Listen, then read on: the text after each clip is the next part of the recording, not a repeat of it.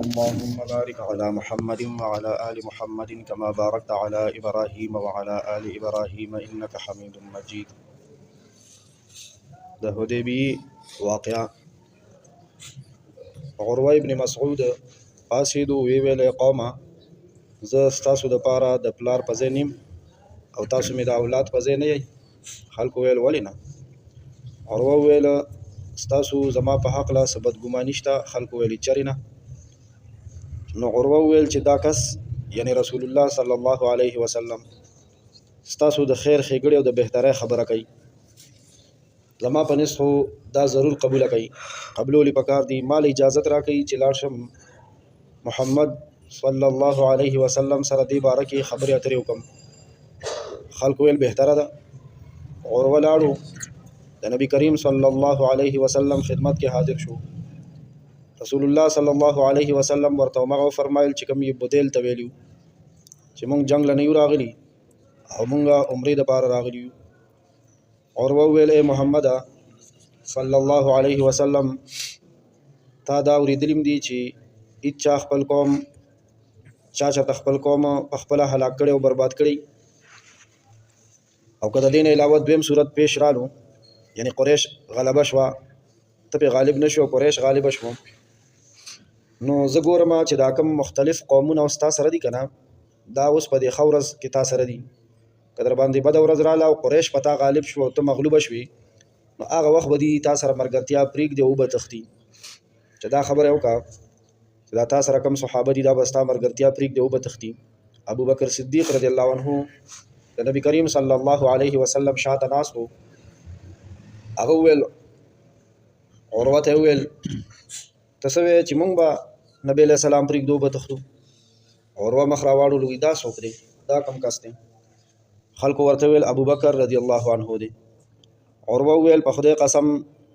که په ما باندې د ده احسان نه وی که نه چې د هغې بدله لا ما دله خلاصه کړې نه ده نو دله به ما اوس ضرور جواب ورکړی وی. دی وویل او بیا یې نبي علیه السلام سره خبرې اترې شروع کړي. کله به چې خبرې کولې نو نبی علیه صلات وسلام سره جوخ ناست نو نبی علیه السلام له به سات په سات د ګیرې مبارکې له ګوتې وړي. مغیره ابن شعبه رضی الله عنه چې د دې عروه وراره دی دا کافر دی. عروه د ده وراره دی او هغه صحابي دی د نبی علیه السلام. هغه سره توره په لاس کې وه. د نبی علیه صلات وسلام شاته مسلح ولاړو. چې کله د نبی علیه صلات وسلام په بارګاه کې د خپل تره دا جرأت ولیدو نو برداشت یې نه شوه او ویل عروه ته چې خپل لاس د رسول الله صلی الله علیه وسلم د ګیرې مبارکې نه ښکته کړه لرې کړه. یو مشرک له دا نه ښایي چې هغه د پاک پیغمبر صلی الله علیه وسلم پاکې ګیرې مبارکې له ګوتې یوسي. مغیره د اوسپنې ټوپۍ په سر کړې وه نو عروه ونه پیژندو. غوسه شو. نبی علیه السلام نه تپوس وکړو چې دا څوک دی؟ د کافرو ته به ورو ورو پته لګي چې د نبی علیه صلات وسلام سره د صحابو څومره مینه ده. هغې ته پته نشته. نبی علیه السلام ورته وفرمیل دا نه پیژنې دا خو ستا وراره مغیره ابن شعبه دی. اوس عروه مغیره وپېژندو تره وراره وپېژندو. ورته ویل غداره ما ستا غداري او کوم فساد دی چې کرلی و هغه مې دفع کړی نه و. دی یو واقعې ته اشاره وکړه. مغیره رضی الله عنه چې مسلمان شوی نو د مسلمانېدو نه مخکې یو څو ملګرو سره سفر کې تللی و. مقوقس د مصر بادشاه و. د هغه خوا ته تلي و. دا څه ملګري و. مغیره مو لا مسلمان شوی نو د مصر بادشاه سره ملو شوي. نو د مصر بادشاه دغه ډلې له د ملګرو له ډېرې تحفې تحایف انعامات ورکړه خو د مغیره له د نورو ملګرو په نسبت انعامات لږ کم ورکړه. هغه نورو ملګرو له ډېر ورکړي. مغیره په دې خفه و غوسه و. ملګرو سره را روان دی خو طبیعت خراب دی. لاره کې یو ځای کې ایسار شوه. دغه ټولو ملګرو یې شراب څښلي دي او ښه د غفلت په خوب وده دي. مغیره چې ولید راپاڅېد او دا ټول یې ووجل او د هغې نه مال واخیستو تښتېدو. د نبي علیه صلات وسلام خدمت کې حاضر شو. مسلمان شو. نبی علیه السلام ورته وفرمیل اسلام خو دې قبلومه خو دا تا چې کوم مال راوړی دی د دې سره زموږ څه تعلق نشته. دا د دوکې مال دی. نو بیا دا ترې نه دی عروه چې اوس نبی علیه السلام سره خبرو کې لګیا دی. دی بیا را لګېدلی او د هغه کسانو دیت یې ورکړی او د مغیره رضی الله عنه له هغه کیسه رفع دفع کړې وه نو هغې ته اشاره وکړه چې غداره ما خو ستا هغه کیسې صفا کړي دي. او ته اوس دې نه بس عروه ورورو د رسول الله صلی الله علیه وسلم سره د صحابه او خسته عقیدت او اخلاص او صدق او د عجیب او غریب مناظر ګوري کنه چې ورارم په سر پاونه کا اورته چې لري کلاس چې نبی له سلام کله صحابه له حکم او فرمایي کنه نو هر صحابي زغلی چې دا حکم ز په ځای راوړم چې کله نبی له سلام د یو کار وای نو هر صحابي مخ کې زغلی چې دا کار زب سر ته ورسوم چې کله د نبی کریم صلی الله علیه وسلم د مبارک خلینا چرتا لاړه مبارکه توکي نو عروه ګوري چې د نبی علیہ الصلوۃ والسلام صحابه پتنګان پمینه مست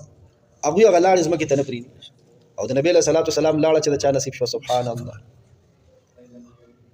بدر ته چې زی لار کې یو کوی راځي هغه کې نبی علیہ الصلوۃ والسلام خپل لاړه مبارکه اچولې ده دا هغه وب شفا ده هر مرض لپاره او د زمزم وب نبی علیہ الصلوۃ والسلام یو ځلې د زمزم د کوینه بوقره وستا هغه وخت کوی او بوقوا او په ولاړه باندې هغه بوکینا وبوس کړي زمزم چې سبا قایه پاتې شونه صحابه په انتظار دی وي چې مال به راکړي دا هو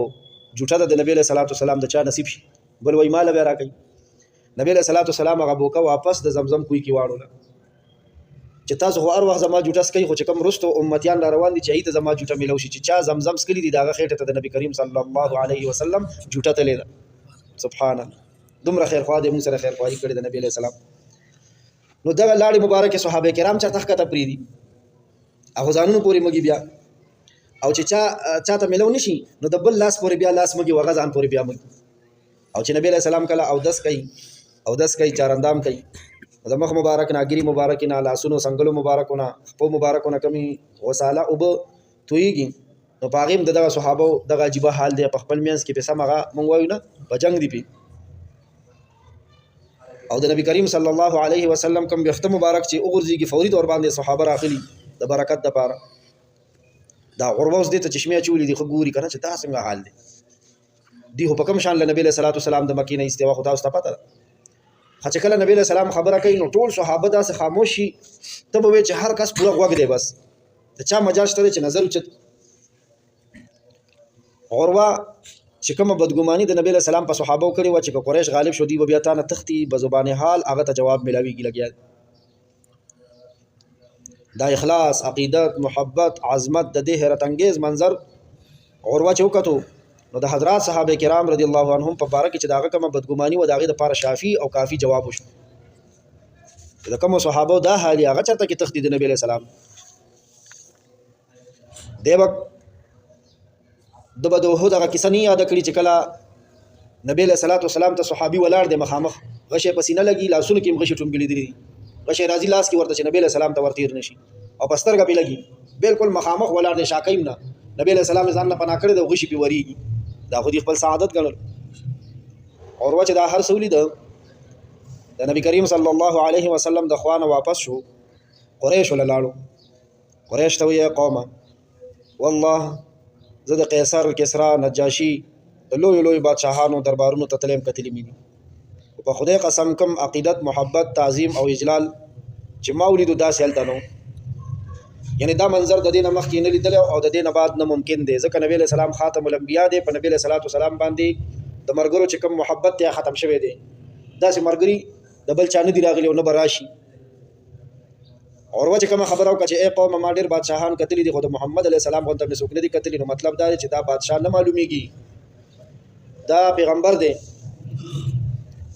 او عروه خو صفات اور باندې ونویل چې نبی دی اشاره ته خودل چې دا شان د بادشاہانو نه د خدای د پیغمبرانو کې دي شي داسې د عروه دا خبرې چې د حبشیانو سردار حلیس ابن علقمه کنانی وریدي د حبشو سردارو نو د اجازه غوښتو چې قریشو مال اجازه راکړي چې زور سره لګ ملاوي هغه ویل ورشه ذاتم ورشه رسول الله صلی الله علیه وسلم چې د حبشو دا سردار حلیس د لری نولیدو صحابه ته ویل چې دا د قربانۍ کوم ساروی مونږ ځان سره راوستي دي داود راوي دا کس د هغه خلکو نه دی چې د قربانۍ د سارو د تعظیم کوي حلیس د قربانۍ او خان ولاړو لیدل هم د لارې نه واپس لاړ قریش ته ویل د کعبه پر رب مې د قسمی چې دا خلک خو صرف عمرې لراغلي دي او دا خلک خو د بیت الله نه ریسارول نه دي پکار مکه چې عمرو کی قریش ویل کې نه زنګلی سړی حبشي وایي موږ نه خو بس علي سي غوسه چې غوسه کو نو ورته ویل اے د قریش ډلې په خدای قسم چې ما تاسو سره کوم معاهده کړې و عهد پیمان نو امي په دې خبره در سره نه دا کړو نیم مرګره شوی د حبش قوم سره ز تاسو په پټای کې استاد مرګرتیا کې په دې نیم راغلي چې یو کس به صرف د بیت الله زیارت لراځي او تاسو باغم ری ساره وي په خدای قسم چې تر څو د په هغه ذات می پاک باندې مې قسم چې د حلیس ساده هغه پلاس کړه تاسو محمد علی السلام د بیت الله د زیارت نه نشي سارول غنی نو زبدن تمام حبش واخله موجوده به شم دنه تاسو سره زمانو سره اتحاد نشته دي قریش چوک ته سره حبش ورته ما کینه سړیا خپکیګه ما د لاسره لګو غور کو بیا خبره کو کنه دا تلوار کار خو نه دی په دغه ډله کې مکرز ابن حفص فاسد ویل زبا ورشم نبی علیہ السلام نبی علیہ الصلوۃ والسلام دا مکرز چولیدو وی فرمایل وی دا ډېر خراب سړی دی خراب ورته پدی ویل چې د حدیبیه دا کومه زمانہ نبی علیہ السلام تیرې عمره لسور له 100 صحابه سره راغلي دي کنه یو ځلې د مکرز نه دی د کافر 50 سړي ځان سره راوستي او د شپې ناګهاني په دې مسلمانانو صحابه په نبی علیہ السلام باندې حمله کول غوښتل او صحابه بیدارو دی گرفتار کو دا مرګري ولا گرفتار کو او مکرز او تختیدو نبی علیہ السلام هغه ته اشاره وکړه چې دا ډېر خراب انسان دی ګوره مکرز نبی علیہ السلام سره خبرې کولی خبرې اله شروع شوې چې په دې کې دغه قریش صلاح کړی و او سهيل ابن عمر هغه د صلح پیغام ورکړو چې لاشه نبی علیہ السلام سره صلح وکړه رسول الله صلی الله علیه وسلم چې سهيل ولیدو صحابه ته ویل قد سهل لكم من امركم يرى خدای پاک د لستاسو د معاملې لکه چې آسانه سهيل د سهل نه دی سهل او سهلا دا یسر او اسانتیا ته وي چې معاملې کله سخت شي ته تفاول وي نیک تفاول یره که خیر کار سم شو ان شاء الله او دا فرمایل چې قریش او صلح ته مایل شوی دي او دا کس د صلح د پار را لګلې دي سهيل حاضر شو د نبی علیہ السلام خدمت کی او سو وخت پورې د صلح او د صلح په شرایطو باندې خبرې اترې کولی چې کله شرایط د صلح طے شو برابر شو نبی علیہ السلام حضرت علی رضی الله عنه ته حکم وکړو چې راشه د تحریر د معاهدې ته ولیکه هغه حاضر شو نبی علیہ السلام ورته فرمایلو لیکه بسم الله الرحمن الرحیم د عربو زوړ دستور دا چې ای بچتا خط لیکلو نه داغه سرنامه بوا بسمک اللهم شروع ستا په پاک نامه اے الله دا غټه کې سيو او بسم الله الرحمن الرحیم خو بیا بهترین دعا سهيل چې کله بسم الله الرحمن الرحیم ورید ناغه ول چې نه بسم الله الرحمن الرحیم هم نه پیژنو زوړ چې کوم دستور دی بسمک اللهم ولیکو نبی علیہ السلام فرمایل زداولی قدم سید بسمک الله ولیکا بیا حضرت علی رضی الله عنه ته ولیکا هذا ما قضى عليه محمد رسول الله دا هغه عهدنامه ده د صلح نامه ده چې کوم باندې محمد د الله رسول صلی الله علیه وسلم صلح وکا سهيل ورته وی چې مونږ ته رسول الله ومنو نو بیا جنگ پسره مونږ ته د الله رسول منو نه بیا د بیت الله نه ریساره ولي جنگ در سره ولي کو محمد رسول الله ملکا محمد بن عبد الله ملکا محمد د عبد الله زوی محمد د الله رسول ملکا دا منو نه نعوذ بالله نبی علیہ السلام فرمایل په خدای قسم چې زه د الله رسول کتا سو هر څومره نه منئ او بیا حضرت علی رضی الله عنه تو فرمایي ځکه سبا دا ټکیم ته وران کا خیر محمد نه رسول الله وران کا ابن عبد الله ولیکا حضرت علی رضی الله عنه عرض کو د الله رسول صلی الله علیه وسلم هیڅ چریخو ستاسو نامه نه میټاو دته ویل کیږي ادب فوق الامر نبی علیہ السلام فرمایل ختمات هغه ځای خو کوم ځای کې دي دا لیکلي دي ورته خودل نبی علیہ الصلوۃ والسلام هغه نبی هغه وران کو ورسره دا ولیکل د صلح شرایط دو قریش چې سهيل را لګلې دي وای نبی علیہ السلام سره په دې خبرو باندې لیکلو کا نمبر 1 لس کال پورې بخپلو کې جنگ نه وکاو جنگ بند لس کال پورې تیګه کې خودل شو کانه کې خودل شو او عهدنامه وشو دویم د قریشو نه چې کوم کس د خپل سرپرست نه بغیر یا د خپل آقا د اجازت نه بغیر مدینه ته لاړ شي نو هغه به مسلمانان را واپس کوي اگر که مسلمان شوی وي په دې ور سره نبی علیہ السلام لیکلو کو چې ټیک شو دریم په مسلمانانو کې چې کوم کس د مدینې نه مکی ته راشي مکی والا باغ نه واپس کوي نبی علیہ السلام فرمایي زدا منظور په دې درمیان کې به په یو بل باندې تور نه چتاو گزار بنه کو نه به یو بل سره خیانت کو نه به کو ولیکل شو محمد بداکال صلی الله علیه وسلم بغیر عمره مدینه ته واپس مکی ته نه داخلي آئنده کال با راضی صرف درې ورځې په مکه کې تیرې عمره وکي واپس بزي ځان سره اتیار توري موري نه وروړي صرف د لارې د حفاظت لپاره به توري وروړي هغه په نیام یا په غلاف کې ویل کول ور سره دا منظور چې کوم متحده قبایل دي غیر چاپیره قبیلی دغه ته اختیاري چې په دې معاهده کې په صلح کې چا سره شریکيږي شریک دي شي بالکل وایي د اجازه ته چا سره شریکيږي شریک دي شي. بنو خزاعه یو قبیله د نبی رسول الله سره په عهد کې مرګري شو او بنو بکر د قریش سره په عهد کې شریک شو. بنو خزاعه د نبی رسول الله مرګري هم عهد شو ور سره او بنو بکر د قریش سره مرګري شو.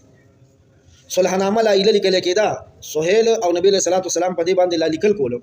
دستخط او سٹمپ په مهر نه دی لګېدل چې دک دې هم د دې سهيل زوی ابو جندل رضی الله عنه خپل کې زنجیرونه او بیړه اچولې دی ویني نبی رسول الله سلام لرو رسید د نبی رسول الله قدمونو کې را پریوتو او مسلمان شوی وی چې زرالم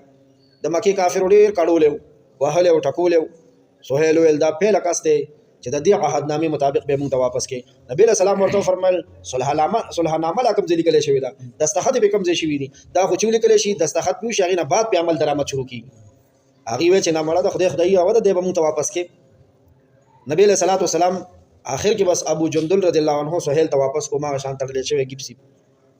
مشرکین د مکی ابو جندل ته ډېر تکلیفونه ورکړي رضی الله عنه ډېر کړول ابو جندل چوکاته چې نبی صلی الله علیه وسلم ورته بیا تړل زه ډېر په خارور عالم نو داسې په افسوس او په ارمان سره وکړه ویل مسلمانانو ته ویل افسوس ته د مسلمانانو ډلې ز بیا کافرو ته حواله کیږي نبی صلی الله علیه وسلم چې دا ورید نو سترګې راډه کې شوې او ابو جندل رضی الله عنه له تسلی ورکړي یا ابا جندل اصبر واحتسب ابو جندل صبر کا د خدای نه امید ساته فإن لا نغدر مونږ دوکه نه کو وعده نه ماتو وان الله جاعل لك فرجا ومخرجا خدای بتا د پاره ازادي او لار رو باسي ښه استاد نجات لار به الله تعالی رو باسي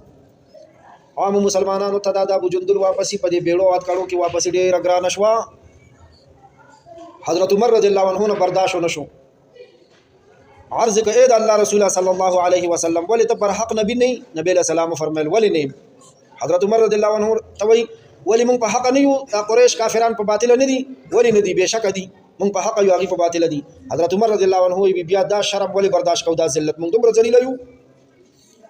نبی علیہ السلام فرمایل زد الله رسول بر حق نبیم د الله د حکم خلاف نشم کوله هغه زما مددگار دی معین دی ملاتړ دی حضرت عمر رضی الله عنه اے د الله پیغمبر صلی الله علیه وسلم تا نو فرمایلی تاسو نو فرمایلی چې موږ به بیت الله طواف کوو نبی علیہ السلام ورته فرمایي ما کله ویلو چې په دې کال به طواف کوو دینه پس حضرت عمر رضی الله عنه لاړو ابو بکر صدیق رضی الله عنه لورلو او هغه سره هم دغه خبره وکي ابو بکر صدیق رضی الله عنه ولی نبی علیہ السلام په حق نبی نه دی هغه ورته ولی نه دی سیبا حضرت عمر رضی الله عنه ورته ولی موږ په حق وغي په نه حق نه دي دا قریش ولی نه عمر موږ په حق وغي په نه حق دي کنه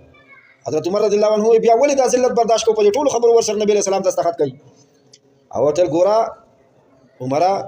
نبی علیہ السلام د الله پاک برحق پیغمبر نبی دی د الله د حکم خلاف نشي کوله الله به زموږ مدد کوي یعنی چې کوم ټکي ټکي نبی رسول الله والسلام عمر رضی الله عنه ته ویلو مکه شان ټکي ټکي دلاسه او تسلی ابو بکر صدیق رضی الله عنه حضرت عمر رضی الله عنه توکا